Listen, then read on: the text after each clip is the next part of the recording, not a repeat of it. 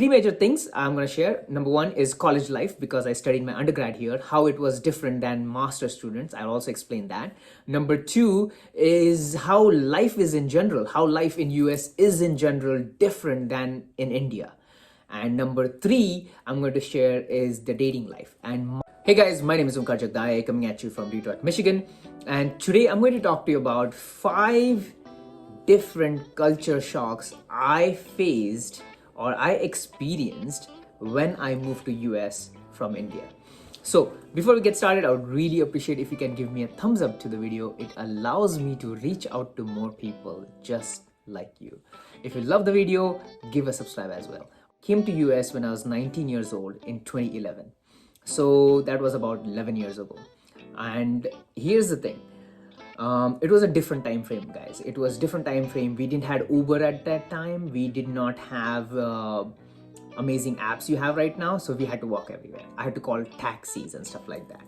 The things I'm going to share. Number one is college life, because I studied my undergrad here, how it was different than master students. I'll also explain that. Number two is how life is in general, how life in US is in general different than in India. And number three I'm going to share is the dating life and my experiences of how dating in India was different than dating in US. Number one thing, the biggest shock I had, I remember I moved here, what was the date? 16th August 2011, I landed in America. Guess what? So the Indian students I was supposed to stay at, they were sleeping at 4 p.m. in the afternoon. They were sleeping and they wouldn't open the door. I knocked on the door for 15 minutes. I had 2 huge luggages, bags. I had gone from JFK, New York City to New Haven, Connecticut, like 1.5 hour by a shuttle. It's like an airport shuttle that takes 10 people to their destination. I paid $70 at that time. But here's the thing, I go to the place, they don't open door because these guys are sleeping, because they worked the night before the entire shift and they were sleeping. So this American lady, this African American lady who stayed downstairs, she opened the door, she allowed me to get into the house and she let me sit and watch her TV for 2 hours. And she was like, whenever they open the door, just go upstairs. I told him I'm just from India. So my first experience in America, such friendly people in America are very, very friendly. 99% in people in America are friendly. Very rarely I have seen people who are not friendly or they're just weird. And that you see everywhere in the world. So number one thing, very friendly people. Number two is people don't walk here. I do not see anybody walking here. If you go out, I'm not talking about big cities like New York City, San Francisco, and like warm weather places or Miami and stuff like that. But generally, if you just go out, you don't see anybody walking. Like, it was so weird for me. I would go out and like in a bus or something and I wouldn't see people. I would go for a walk. I would not see a human soul. Like, it's just weird. But everybody's in the car. So you see a lot of cars going back and forth, but you don't see anybody walking on the streets, which is very, very weird for me coming from Pune. If I take my car out or if I start walking out, I see people. So that was really weird. And, it was just different for me. So something to be aware of if you're going to a state or a city which is not very, very populated, like it's like a suburban area like Michigan or Connecticut or a college town, you will not see people walking. On the campus, you might see, but not outside. All right. So where do people walk then? People go to malls to walk, guys. Like, I see a lot of mall walkers. People go to, in cold times, when the weather is cold, people go to malls to walk. Jumping into the cold weather, 70 to 80% of the US is cold for 6 months, guys.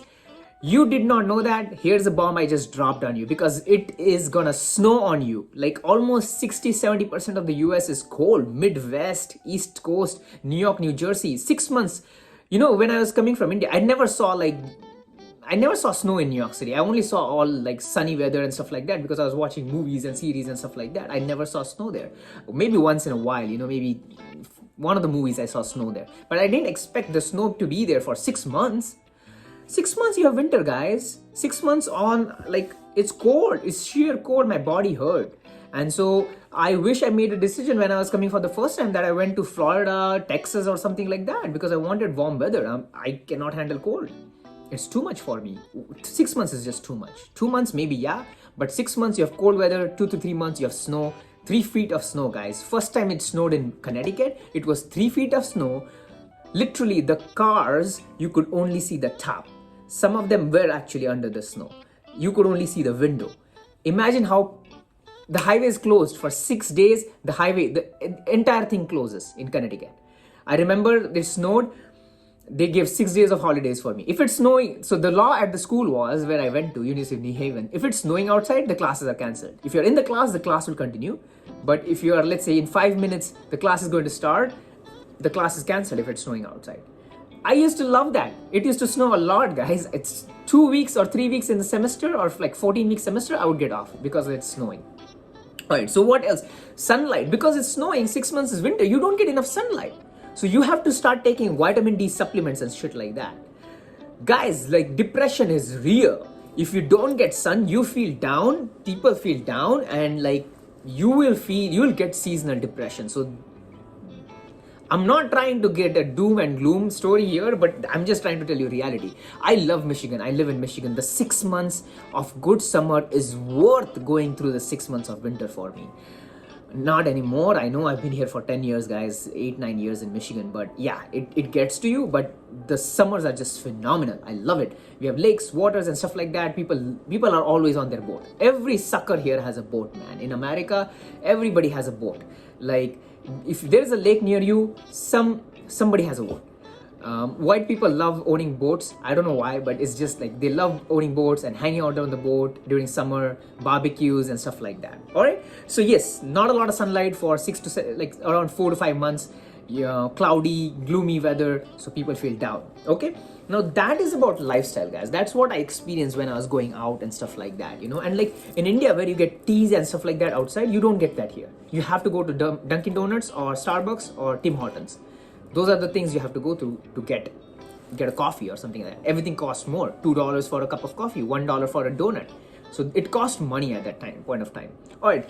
Now coming to college, one of the biggest culture shock I got when I was in college was how non-competitive classes are. Like in India, guys, I went to a CBSE school. We were competitive. We competed like anything for grades. Like my friend got 85, I got 82. I'm gonna work my butt off to get a 90. I'm gonna work my butt off to get more than him. That used to be like normal, and like IIT classes and stuff like that. The competition was fierce. Here, there is no competition. And that was one of the reasons I didn't do really well in my undergrad, to be honest, because it was just weird. I did not compete with anyone else. And in America, I feel that the concept of competing with yourself is really, really real. And I didn't know that. It took me long time to learn that. It took me entire undergrad degree, and then when I did my master's after 2-3 years of experience, that's when I started competing with myself. I did extremely well in my master's. In my undergrad, I actually graduated with a GPA of 2.4 out of 4. So yeah, not the best GPA, guys, but that's fine. It's okay. Life happens. You learn. You learn through your mistakes and stuff like that. Hey, it's okay. So like I said, very less competition in classes. Nobody checks each other's grades. They're not even gonna ask you. They're just so free. They don't care, guys. They just don't freaking care. I love that. Now, number 2 is grades. In US, A is 90% and above. B is 80% to 90%. Percent to 80% is C. D is 60% to 70%. Anything below 60 is fail. It's a fail. In India, the passing grade is 35, guys. In US, below 60 is fail. So you really have to work like hard. You have to work hard. You have to like study hard here to get good grades. Not only that, unlike India, where like your assignments are like due once a month or something like that, here every week you have assignments. So my undergrad classes, I'll tell you, I took 6 classes in my undergrad per semester. 6 classes is a lot. For masters, you only take 2 classes. You have no idea how easy masters is if you do undergrad here. I'm gonna be honest with you. But still, people feel masters is hard in US. I mean, I understand that. Whatever.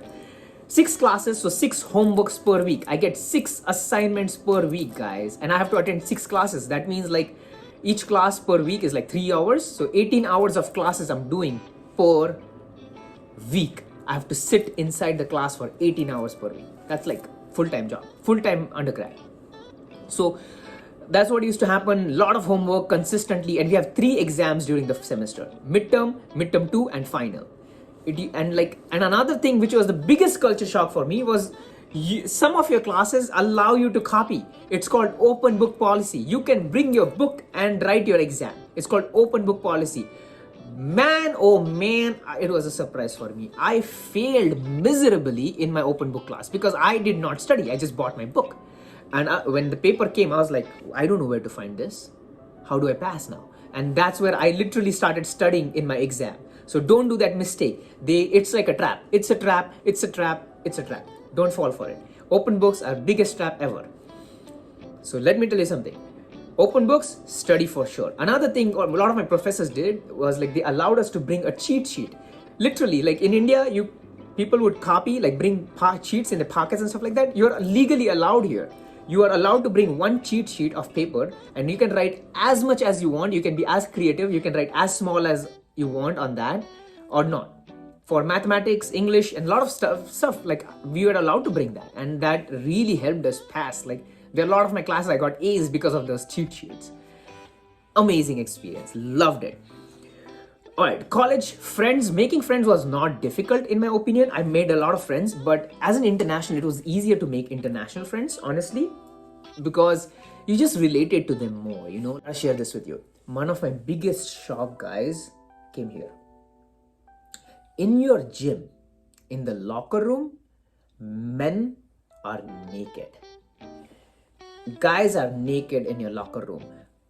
That was so shocking for me. I never saw naked people in India in the gym. You just wore your underwear everywhere. If you want to change, you go into the bathroom or you go into a changing room or a shower, and that's where you change. Nope. See, everything here, guys, you know, it is locker room. You know, it's so, even today I'm not like used to it. It's so weird. Yeah. Everybody is very, very independent here. Love that. They don't bother you. There's no drama. You know, people don't interfere in your home. They don't like call you and check up on you, be like, hey, you know, you did this. Most people leave you alone with your life. Unlike India, where, you know, your uncle, aunt, and everything will ask you a bunch of questions and stuff like that. Rarely happens here. All right. Now, what all of you have been waiting for: dating. Man, dating was really, really different in America. So when I came as a 19-year-old, you know, and like first week I made a lot of friends, female friends, male friends. We started going to bowling and stuff like that. I liked some of them, you know, I was attracted to some of them, but dating was something I didn't think about. I didn't have the confidence, like, you know, I will be able to have a girlfriend from a different culture at that point of time. So I did go out on different dates, but I didn't date necessarily. I was not in a relationship during my college years. It was just difficult. The culture was different. I was pursuing different goals. By the second, third year, I was comfortable, but I felt like lack of confidence or just not enough interest to pursue that. It changed over the time. So, you know, like it changed over the time. You know, by the time I was 6-7 years in US, I started feeling the need that I want to date now. You know, I was pursuing business at that time. I was really, really focused, single-minded at that point of time. And things happened in my life where I was like, you know, I should start doing a 360-degree growth, not just business, not just education. I should also pursue dating because that's an important aspect of life. And that's what I want to tell you. Make sure you date. Today, dating is so much easier, guys. At that time, there was a dating app called Meet Me in 2013.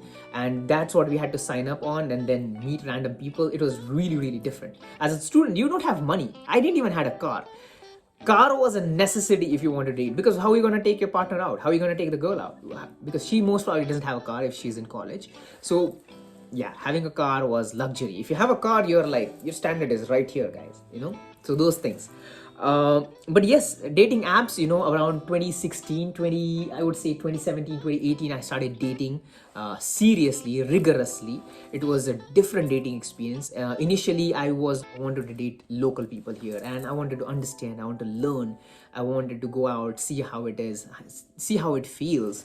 And that was a different experience, guys. I really loved it. As a matter of fact, it was you have to work on yourself. You have to work on yourself. You have to make yourself attractive. You have to dress well. You have to educate yourself. You have to become a conversationalist. You have to become interesting.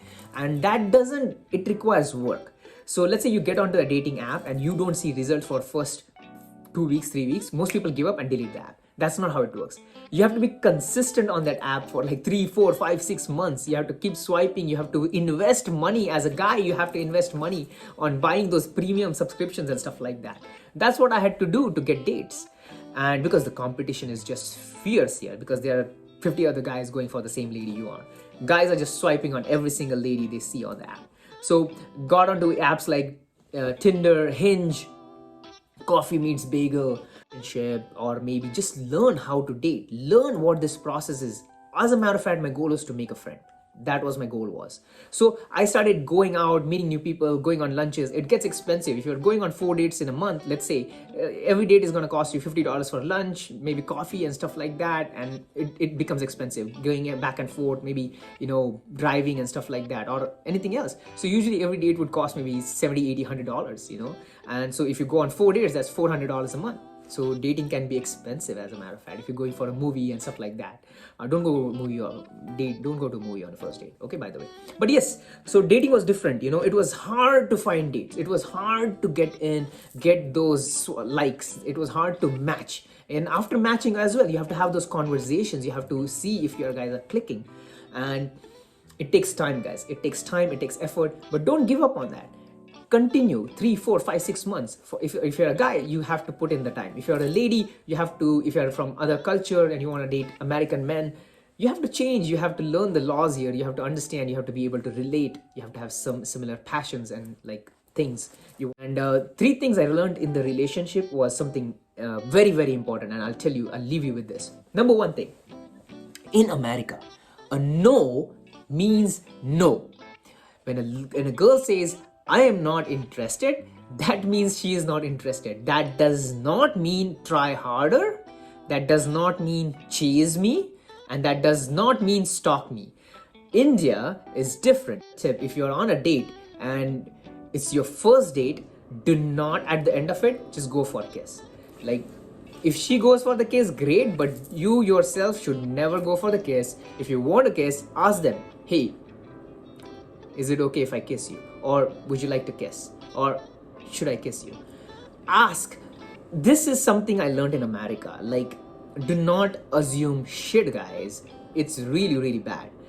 Because there's something called consent that I had to learn. My first relationship, the lady I dated, she taught me what is consent.